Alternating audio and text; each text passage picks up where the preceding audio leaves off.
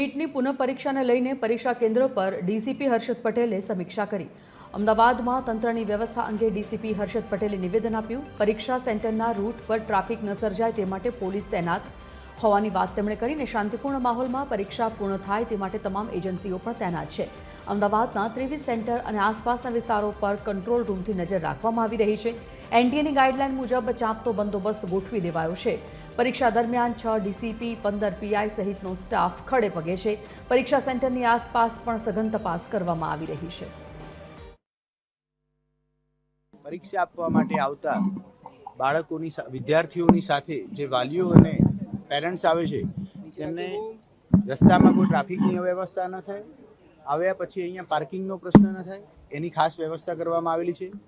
ત્યારબાદ જ્યાંથી ફક્ત કેન્ડિડેટ્સ આવવા માટે એલાઉ છે એ જગ્યાએ પણ સ્થાનિક પોલીસ દ્વારા ફ્રિસ્કિંગ કરવામાં આવે છે। ત્યારબાદ એક્ઝામ સેન્ટરના મેઇન એન્ટ્રી ગેટ ઉપર એનટીએફ તરફથી જે સુપરવાઇઝર રાખવામાં આવેલા છે એની સાથે સાથે ચેકિંગ ફ્રિસ્કિંગ માટે પણ એમની એક અલગથી ટીમ ડિપ્લોય કરવામાં આવેલી છે। આજની આ પરીક્ષા સમયસર શરૂ થાય અને શાંતિથી કોઈપણ પ્રકારના વિઘ્ન વગર પૂરી થાય તે દિશામાં સરકારની તમામ એજન્સીઓ કાર્યરત છે।